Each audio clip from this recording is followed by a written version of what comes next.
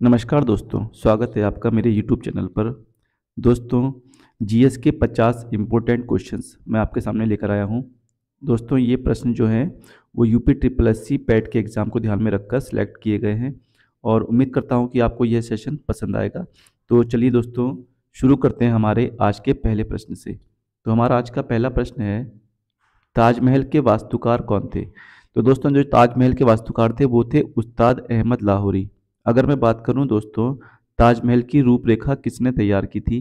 तो ताजमहल की रूपरेखा तैयार की थी उस्ताद ईशा ने। ये भी आपको याद रखना है, उस्ताद ईशा ने इसकी रूपरेखा तैयार की थी और इसकी जो कुल लागत थी उस समय ये थी 8 करोड़ रुपए। ठीक है। और दोस्तों, इसी ताजमहल के बारे में जो विदेशी यात्री है इटली का, इसका नाम है पीटर मुंडी, इसने ये बताया है अपनी पुस्तक में कि जिस समय ताजमहल बन रहा था उस समय भारत में अकाल पड़ा हुआ था और शाहजहां जो है वो ताजमहल का निर्माण करवा रहा था। तो ये कुछ इम्पोर्टेंट फैक्ट हैं इसके बारे में दोस्तों, ताजमहल के बारे में आपको पता होना चाहिए। और ताजमहल का निर्माण दोस्तों इसने अपनी पत्नी मुमताज़ बेगम की याद में करवाया था। ठीक है। तो चलिए दोस्तों, नेक्स्ट प्रश्न देखते हैं आज का। गांधी जी की अध्यक्षता में एकमात्र AICC all India Congress committee अधिवेशन कहाँ आयोजित किया गया था? तो दोस्तों, ये जो अधिवेशन था ये आयोजित किया गया था बेलगाम कर्नाटक में और ये दोस्तों 1924 में किया गया था। इसकी अध्यक्षता गांधी जी ने की थी। ठीक है। तो हमारा सही आंसर हो जाएगा ऑप्शन सी, बेलगाम। अगला प्रश्न देखते हैं दोस्तों, निम्नलिखित में से कौन जिंदा पीर के नाम से भी जाना जाता है? तो दोस्तों, जिंदा पीर के नाम से कौन जाना जाता है? औरंगजेब। तो ऑप्शन डी जो है वो हमारा सही आंसर हो जाएगा। दोस्तों, मुगलों में ये एक बादशाह है जिसका 2 बार राज्याभिषेक हुआ है, ये भी आपको याद रखना है, 2 बार राज्याभिषेक। हालांकि 2 बार दोस्तों हुमायूं का भी हुआ था, ठीक है, लेकिन इसका भी 2 बार राज्याभिषेक हुआ था। जब शाहजहां को ये कैद कर लेता है दोस्तों औरंगजेब, तो उसके बाद उत्तराधिकार का युद्ध होता है और ये सभी भाई बहन उस युद्ध में शामिल होते हैं और इस युद्ध में सबसे लास्ट में जो जीत होती है वो औरंगजेब की होती है। दोस्तों, कई सारे युद्ध होते हैं। सामूगढ़ का जो युद्ध होता है उस युद्ध के बाद दोस्तों औरंगजेब जो है अपना राज्याभिषेक करवाता है। इसके बाद सबसे एंड में जो युद्ध होता है दोस्तों, जिस युद्ध को हम क्या बोलते हैं, जिस युद्ध को हम बोलते हैं देवराई का युद्ध। देवराई के युद्ध के बाद दोस्तों ये पुनः अपना राज्याभिषेक करवाता है। ये युद्ध दोस्तों 1659 में हुआ था और इस युद्ध में जो है औरंगजेब अपने भाई दारा शिकोह की हत्या कर देता है। ठीक है। तो हमारा सही आंसर हो जाएगा ऑप्शन डी। अगला प्रश्न है, सातवाहनों के समय में मुद्रा सर्वाधिक किस धातु के बने होते थे? तो दोस्तों, सातवाहनों के समय में शीशे के सिक्के चला करते थे, ये आपको पता होना चाहिए। ऑप्शन ए इसका सही आंसर हो जाएगा। दोस्तों, सातवाहनों ने ही सबसे पहले ब्राह्मणों को भूमि दान में देने की प्रथा शुरू करी थी, ये भी आपको याद होना चाहिए। चलिए अगला प्रश्न देखते हैं, मानव द्वारा सर्वप्रथम प्रयुक्त धातु कौन सी थी? तो दोस्तों, मानव के द्वारा सर्वप्रथम जो धातु प्रयोग की गई थी वो थी तांबा। ऑप्शन बी सी हमारा सही आंसर हो जाएगा। नेक्स्ट क्वेश्चन देखते हैं दोस्तों, द्वैध शासन नीति को किसने समाप्त किया था? तो दोस्तों, द्वैध शासन नीति को ये बंगाल में समाप्त की थी, ठीक है, और इसे समाप्त किसने किया था? वॉरेन हेस्टिंग्स ने। तो ऑप्शन सी जो है वो हमारा सही आंसर हो जाएगा। ठीक है। अब दोस्तों, वॉरेन हेस्टिंग्स ने और क्या क्या किया था और इसके क्या क्या काम थे? तो दोस्तों, जो वॉरेन हेस्टिंग्स था, ठीक है, वॉरेन हेस्टिंग्स दोस्तों ये बंगाल का पहला गवर्नर जनरल नियुक्त किया गया था, वॉरेन हेस्टिंग्स को। ठीक है। और इसने दोस्तों क्या क्या किया था, इसने कलकत्ता मदरसे की भी स्थापना की थी, वॉरेन हेस्टिंग्स ने ही की है 1781 में। ठीक है। और इसके अलावा दोस्तों ये बंगाल का पहला गवर्नर जनरल भी था। ठीक है। और द्वैध शासन की समाप्ति इसने कब की थी? 1772 में, ये भी आपको पता होना चाहिए। ठीक है। और कलकत्ता में एक हाई कोर्ट की स्थापना भी इसी के समय में हुई थी 1774 में, सॉरी सुप्रीम कोर्ट की 1774 में। ठीक है। तो ये सब जो बातें किससे रिलेटेड हैं? वॉरेन हेस्टिंग्स से। चलिए अगला प्रश्न देखते हैं, भारत में प्रथम रेलवे लाइन किस ब्रिटिश गवर्नर जनरल के समय में बिछाई गई थी? तो दोस्तों, पहली जो रेलवे लाइन बिछाई गई थी वो किसके समय में बिछाई गई थी? लॉर्ड डलहौजी के। तो ऑप्शन ए आपका सही आंसर हो जाएगा। अब दोस्तों, लॉर्ड डलहौजी को भारत में रेलवे का जनक भी कहा जाता है। ठीक है। क्या बोलते हैं इसको? रेलवे का जनक। ठीक है। और रेलवे लाइन कब बिछी थी? 1853 में, ये भी आपको याद रखना है। और कहाँ चली थी? तो दोस्तों बम्बई से थाने चली थी। 34 किलोमीटर की डिस्टेंस कवर की थी इसने लगभग।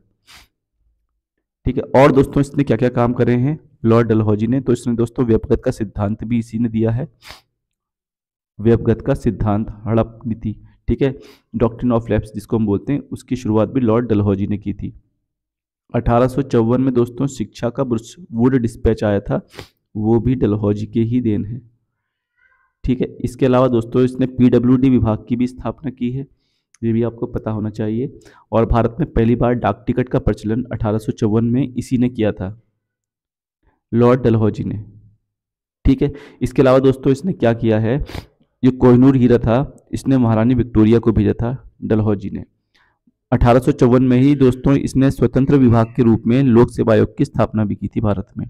तो ये कुछ महत्वपूर्ण काम है दोस्तों जो लॉर्ड डलहौजी से संबंधित हैं। अगला प्रश्न देखते हैं, निम्नलिखित में से कौन सा आयोग 1857 का विद्रोह दमन के बाद भारतीय फौज के नवगठन से संबंधित है? तो दोस्तों 1857 के विद्रोह के बाद फौज को पुनर्गठित करने के लिए एक आयोग बनाया गया था और उस आयोग का नाम था पील आयोग। ऑप्शन बी हमारा सही आंसर हो जाएगा। और दोस्तों 1857 की क्रांति के बाद ही भारत में जो था वो गवर्नर जनरल का पद समाप्त किया गया और वायसराय का पद बनाया गया। ठीक है, चलिए अगला प्रश्न देखते हैं, किसने असहयोग आंदोलन के दौरान विदेशी कपड़ों को जलाया जाना एक निष्ठुर बर्बादी बताया था? तो दोस्तों यह बताया था रविंद्रनाथ टैगोर ने। ऑप्शन डी इसका सही आंसर हो जाएगा। रविंद्रनाथ टैगोर की दोस्तों किताब का नाम याद रखेंगे, गीतांजलि। ठीक है, यह भी हमको याद रखना है। अगला प्रश्न है, इन व्यक्तियों में से कौन कैबिनेट मिशन का सदस्य नहीं था? तो दोस्तों जब कैबिनेट मिशन 1946 में भारत आता है तो इसमें 3 मेंबर शामिल होते हैं। ठीक है, और वो दोस्तों मेंबर्स कौन कौन से? पैथिक लॉरेंस, स्टेफोर्ड क्रिप्स और एवी अलेक्जेंडर। तो इसमें विलियम वुड शामिल नहीं था, तो ऑप्शन ए जो है वो हमारा सही आंसर हो जाएगा। हमारे जो भारत देश है दोस्तों, इसका संविधान भी कैबिनेट मिशन के तहत ही हुआ है। ये भी प्रश्न आपसे एग्जाम में पूछ लेता है। संविधान सभा की पहली बैठक दोस्तों 9 दिसंबर 1946 को हुई थी, जिसके अध्यक्ष थे डॉक्टर सच्चिदानंद सिन्हा। इसके बाद 2 दिन के बाद 11 दिसंबर को दोस्तों परमानेंट जो थे हमको वो अध्यक्ष मिल चुके थे, डॉक्टर राजेंद्र प्रसाद। ये भी हमें याद रखना है। अगला प्रश्न है, निम्नलिखित में से कौन सा एक असमानता घटाने का उपाय नहीं है? तो दोस्तों कुछ ऑप्शन दिए हैं, न्यूनतम आवश्यकता कार्यक्रम, अर्थव्यवस्था का उदारीकरण, करारोपण, भूमि सुधार। तो दोस्तों इसमें से अर्थव्यवस्था का जो उदारीकरण है ये असमानता घटाने का उपाय नहीं है। ठीक है, ये हमारा सही आंसर हो जाएगा, ऑप्शन बी। बाकी के जो तीनों प्रोग्राम चल रहे हैं दोस्तों ये है असमानता घटाने का उपाय। अगला प्रश्न देखते हैं, जीएनपी से एनएनपी निकालने के लिए निम्न में से किसको घटाया जाता है? तो दोस्तों जीएनपी में से जब हमें एनएनपी निकालते हैं तो हम किसको घटाते हैं? हम दोस्तों ह्रास को घटाते हैं। ठीक है, अब दोस्तों ये ह्रास होता क्या है, तो प्रत्येक कंपनी के पास अपने जो मंथली वो होता है दोस्तों, जो खर्चा होता है कंपनी को चलाने के लिए, उस खर्चे में से कुछ एक्स्ट्रा इनकम होती है जो प्रत्येक जो कंपनी होती है वो निकाल के रखती है, उसी को हम जीएनपी के नाम से जानते हैं, वो ह्रास के नाम से जानते हैं। ठीक है, तो इसको हम कैसे निकालते हैं? ह्रास को घटा करके निकालते हैं। ठीक है, इसके अलावा दोस्तों अगर हमसे पूछेगा कि जीएनपी कैसे निकालते हैं, ठीक है, अगर हमसे पूछ ले तो इसका सही आंसर ऑप्शन ए हो जाएगा। यदि हमसे पूछे कि हम जीएनपी कैसे निकालते हैं, तो दोस्तों जीएनपी से हम क्या कर देते हैं, जो जीडीपी होती है देश की, ठीक है, इसमें एक्सपोर्ट और इंपोर्ट दोनों का डिफरेंस लेते हैं और जीडीपी में ऐड कर देते हैं, तो हमें जीएनपी निकल के आ जाती है। ठीक, जीएनपी आपको पता चल गया। ठीक है, और इसके अलावा दोस्तों अगर हमसे पूछेगा एनडीपी कैसे निकालते हैं, एनडीपी को बोलते हैं दोस्तों शुद्ध घरेलू उत्पाद। इसमें हम कैसे निकालते हैं, तो इसमें हम जीडीपी में से ह्रास को घटा देते हैं, तो हमारा जो है दोस्तों वो क्या निकल के आ जाएगा, वो हमारा निकल के आ जाता है एनडीपी। ठीक, तो चलिए अगला प्रश्न देखते हैं, किन देशों की मुद्रा प्रायः हार्ड करेंसी होती है? तो दोस्तों जो हार्ड करेंसी होती है वो प्रायः विकसित देशों की मुद्राएं होती हैं, इसमें डिमांड ज़्यादा होती है और सप्लाई दोस्तों क्या होती है, कम होती है। ठीक है, ऐसे देशों की जो करेंसी होती है वो हार्ड करेंसी कहलाती है। अगला प्रश्न देखते हैं, भारतीय लघु उद्योग विकास बैंक का मुख्यालय कहाँ है? तो दोस्तों सिडबी का मुख्यालय पूछा गया है। सिडबी का जो मुख्यालय है वो लखनऊ में है। ऑप्शन डी आपका सही आंसर हो जाएगा। State industrial development bank of India. ठीक है, इसके अलावा दोस्तों सेबी का अगर मुख्यालय पूछता है तो सेबी का जो हेडक्वार्टर है वो मुंबई में है, ये भी हमें याद रखना है। आरबीआई का भी दोस्तों मुंबई में है मुख्यालय। ठीक, अगला प्रश्न देखते हैं। भारत में किसे बैंकों का बैंक कहा जाता है? तो दोस्तों बैंकों का बैंक हम कहते हैं भारतीय रिजर्व बैंक को, आरबीआई को। किसे कहते हैं दोस्तों? आरबीआई को। अब दोस्तों आरबीआई का गठन कब होता है? तो आरबीआई का गठन होता है 1935 के अधिनियम के तहत। ठीक है, और किसकी सिफारिश पर होता है? तो दोस्तों यह होता है हिल्टन यंग आयोग की सिफारिश पर। यह भी आपको याद रखना है। ठीक, अगला प्रश्न देखते हैं। किस संसदीय समिति को प्राक्कलन समिति की जुड़वा बहन कहा जाता है? दोस्तों प्राक्कलन समिति की जुड़वा बहन बोलते हैं लोक लेखा समिति को। ऑप्शन डी हमारा सही आंसर हो जाएगा। ठीक है, अगला प्रश्न देखते हैं। राज्यपाल निम्नलिखित में से किसकी नियुक्ति नहीं करता है? तो मुख्यमंत्री और मंत्रिपरिषद की तो करता है, राज्य के महाधिवक्ता की भी करता है, राज्य लोक सेवा आयोग के सदस्य की भी करता है, राज्य के उच्च न्यायालय के सदस्य की नियुक्ति राज्यपाल नहीं करता। ठीक है, चलिए अगला प्रश्न देखते हैं। भारत में कार्यपालिका का अध्यक्ष कौन होता है? दोस्तों कार्यपालिका का अध्यक्ष कौन होता है? राष्ट्रपति। ठीक है, तो ये ऑप्शन भी हमारा सही आंसर हो जाएगा, ऑप्शन ए। अगला प्रश्न है संघीय मंत्रिपरिषद से पदत्याग करने वाले पहले मंत्री कौन थे? तो दोस्तों जो पहले मंत्री थे जो इस्तीफा देने वाले थे मंत्रिपरिषद से, वो थे श्यामा प्रसाद मुखर्जी। ऑप्शन डी इसका सही आंसर हो जाएगा। अगला प्रश्न है भारत सरकार का प्रथम विधि अधिकारी कौन है? तो दोस्तों भारत सरकार के पहले विधि अधिकारी को महान्यायवादी बोलते हैं। ठीक है, अटॉर्नी जनरल ऑफ इंडिया। ठीक, ऑप्शन बी हमारा सही आंसर हो जाएगा। अगला प्रश्न देखते हैं। हाइड्रोजन बम किस सिद्धांत पर काम करता है? तो दोस्तों हाइड्रोजन बम नाभिकीय संलयन अभिक्रिया पर काम करता है। ऑप्शन सी इसका सही आंसर हो जाएगा। और यह दोस्तों परमाणु बम से 1000 गुना अधिक शक्तिशाली है, ये भी आपको पता होना चाहिए। ठीक है, अगला प्रश्न है निम्नलिखित में से किस विटामिन की कमी के कारण मसूड़ों से रक्त आता है और दांत हिलने लगता है? तो दोस्तों यह कमी होती है विटामिन सी के कारण। ऑप्शन सी हमारा सही उत्तर हो जाएगा। मसूड़ों में दोस्तों एक रोग होता है, इसको हम बोलते हैं पायरिया। ठीक है, पायरिया। ठीक है, ये कहाँ का रोग है? मसूड़ों का एक रोग है। अगला प्रश्न है कार्बोहाइड्रेट के अलावा हमारे आहार में ऊर्जा का एक प्रमुख स्रोत होता है। तो दोस्तों एनर्जी का जो एक प्रमुख स्रोत है वो है हमारा यहाँ वसा। ठीक है, सबसे ज़्यादा एनर्जी हमको वसा से ही मिलती है, लेकिन जो हमको तत्काल एनर्जी होती है वो हमको ग्लूकोज से मिलती है। ठीक है, ग्लूकोज इंस्टेंट एनर्जी देता है और जबकि वसा सबसे ज़्यादा एनर्जी देता है। मिनी माता रोग का क्या कारण है? तो दोस्तों मिनी माता रोग होता है पारे की अधिकता से। ऑप्शन ए इसमें सही आंसर हो जाएगा। उत्परिवर्तन का सिद्धांत दोस्तों किसने प्रतिपादित किया था? तो उत्परिवर्तन का सिद्धांत दिया था Hugo de bridge. Option D इसका सही आंसर हो जाएगा। अगला प्रश्न है मानव हृदय में कक्षों की संख्या कितनी है? तो दोस्तों मानव हृदय में जो कक्ष होते हैं वो होते हैं 4। ठीक है, 2 आलिंद होते हैं और 2 निलय होते हैं, ये भी आपको पता होना चाहिए। 2 आलिंद और 2 निलय। अगला प्रश्न है निम्नलिखित में से कौन से ग्रहों के चारों ओर घूमने वाले उपग्रह नहीं है? किस ग्रह के कोई उपग्रह नहीं है? दोस्तों वो है बुध और शुक्र। बुध और शुक्र का कोई भी उपग्रह नहीं है। दक्षिणी गोलार्ध में सबसे लंबा दिन कब होता है? तो दोस्तों दक्षिणी गोलार्ध की अगर हम बात करें तो ठीक है, ये विषुवत रेखा है, इसके ऊपर इसको नॉर्थ हेमिस्फीयर उत्तरी ध्रुव बोलते हैं, इसको साउथ हेमिस्फीयर। दक्षिणी गोलार्ध जब होता है जब मकर रेखा, ठीक है, सूर्य जो होता है वो मकर रेखा के एकदम बीचों बीच होता है, और उत्तरी गोलार्ध में जब होता है जब सूर्य कर्क रेखा के बीचों बीच में होता है। तो दोस्तों ये जो घटना घटित होती है ये घटित होती है दक्षिणी गोलार्ध में 22 दिसंबर को। ऑप्शन डी हमारा सही आंसर हो जाएगा। तो 22 दिसंबर को दक्षिणी गोलार्ध में सबसे लंबा दिन होता है। अगर पूछेंगे उत्तरी गोलार्ध में दोस्तों सबसे लंबा दिन कब होता है, तो वो होता है 21 जून को। इस दिन हम योगा दिवस के रूप में सेलिब्रेट करते हैं। ठीक है, किस दिन में? योगा दिवस के रूप में सेलिब्रेट करते हैं। अगला प्रश्न है फ्यूजीयामा किस देश का ज्वालामुखी पर्वत है? तो दोस्तों फ्यूजीयामा जो पर्वत है ज्वालामुखी पर्वत है और यह जापान में स्थित है। जापान की राजधानी टोक्यो है दोस्तों। ठीक है, ये भी आपको याद रखना है। जापान का ही ज्वालामुखी का नाम क्या है दोस्तों? फ्यूजियामा। ठीक है, ये भी आपको पता होना चाहिए। अगला है, वायु में नाइट्रोजन का प्रतिशत कितना होता है? तो दोस्तों वायु में जो नाइट्रोजन है वो लगभग 78.08% होती है। ऑप्शन सी हमारा सही आंसर हो जाएगा। नेक्स्ट प्रश्न हम देखते हैं, उच्च दबाव वाली हवाएं जो केंद्र से बाहर की ओर चलती हैं वो क्या कहलाती हैं? तो दोस्तों मैं आपको बता दूं, जो चक्रवात होता है, ठीक है, चक्रवात के केंद्र में निम्न वायुदाब और बाहर उच्च वायुदाब होता है। तो हवाएं हमेशा उच्च वायुदाब से निम्न वायुदाब की तरफ चलती हैं, जबकि प्रति चक्रवात में इसका उल्टा होता है।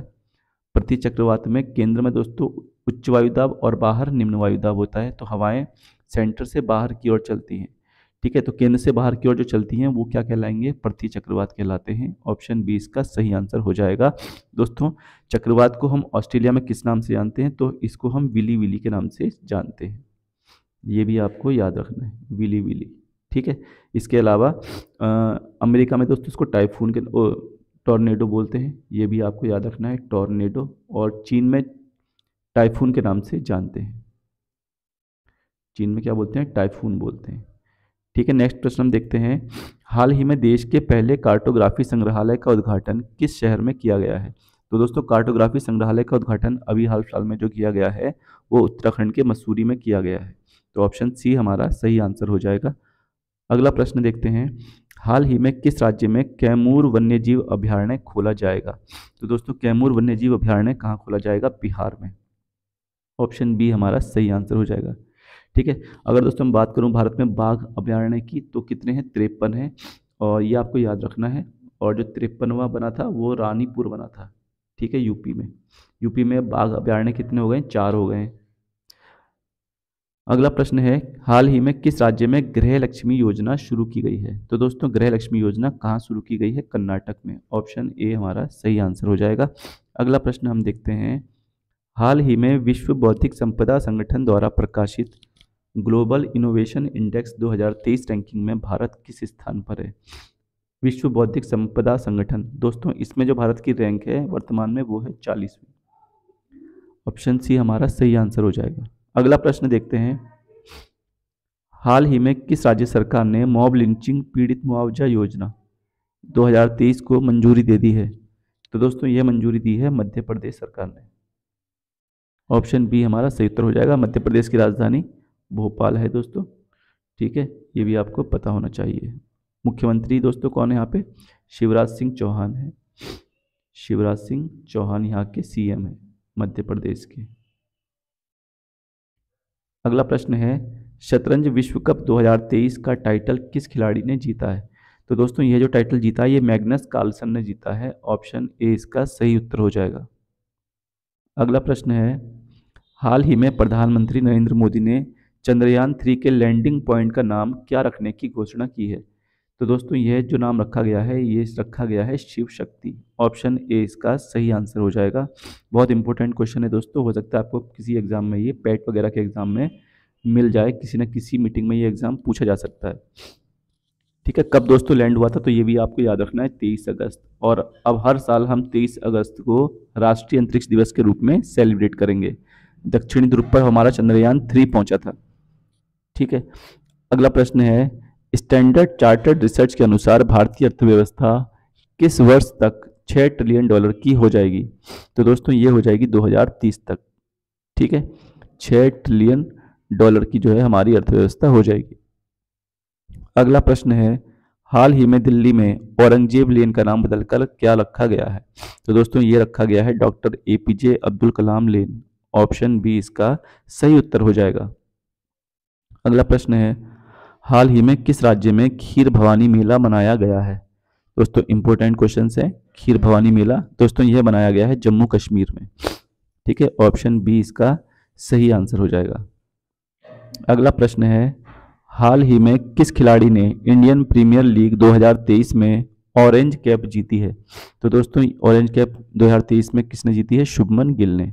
सबसे ज़्यादा रंगों के लिए ऑरेंज कैप दी जाती है।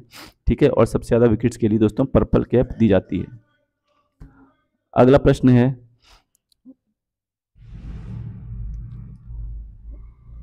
है, भारत के राष्ट्रीय गीत गाने की समय अवधि कितनी है? दोस्तों ध्यान रखना, पहले हमसे एग्जाम में पूछा क्या है, राष्ट्रीय गीत पूछा है, ना कि राष्ट्रीय गान पूछा है, ठीक है। और राष्ट्रीय गीत गाने की जो अवधि है वो 65 सेकंड होती है। ऑप्शन सी हमारा सही आंसर हो जाएगा। यदि पूछता राष्ट्रीय गान की अवधि क्या है, तो दोस्तों राष्ट्रीय गान की अवधि तो आपको पता ही होगा कि यह 52 सेकंड का होता है, ठीक है। अगला प्रश्न देखते हैं, भारत के कितने राज्य बांग्लादेश की सीमा से लगते हैं? तो दोस्तों भारत के कितने राज्य लगते हैं? 5 राज्य बांग्लादेश की सीमा से लगते हैं। अब वो राज्य दोस्तों कौन कौन से हैं? तो वो है अरुणाचल प्रदेश, मेघालय, ठीक है, त्रिपुरा, पश्चिम बंगाल, और दोस्तों एक और रह गया है, अरुणाचल प्रदेश, पश्चिम बंगाल, ठीक है, और मेघालय, एक असम, ठीक है दोस्तों, ये 5 हो गए। सॉरी, अरुणाचल प्रदेश नहीं है, असम है। असम, मेघालय 2, तीसरा दोस्तों त्रिपुरा, चौथा मिजोरम, और पांचवा पश्चिम बंगाल। ये 5 राज्य हैं जिनकी सीमा किससे लगती है? पश्चिम बंगाल से लगती है, सॉरी बांग्लादेश से लगती है, ठीक है, याद रखेंगे। अगला प्रश्न है, जियो और जीने दो किसका नारा है? तो दोस्तों ये जो नारा है किसका है? महावीर स्वामी का। ऑप्शन सी हमारा सही आंसर हो जाएगा। अगला प्रश्न है, कंप्यूटर साक्षरता दिवस किस दिन मनाया जाता है? तो दोस्तों कंप्यूटर साक्षरता दिवस मनाया जाता है प्रत्येक वर्ष की, ठीक है, दिसंबर की 2 तारीख को। ऑप्शन सी हमारा सही आंसर हो जाएगा। अगला प्रश्न है, खुशबुओं का शहर किसे कहा जाता है? दोस्तों यूपी स्पेशल का प्रश्न है ये, ठीक है, खुशबुओं का शहर किसे कहते हैं? तो ये कहा जाता है दोस्तों कन्नौज को। ऑप्शन ए आपका सही उत्तर हो जाएगा। अगला प्रश्न है, सबसे कम क्षेत्रफल वाला राज्य कौन सा है भारत का?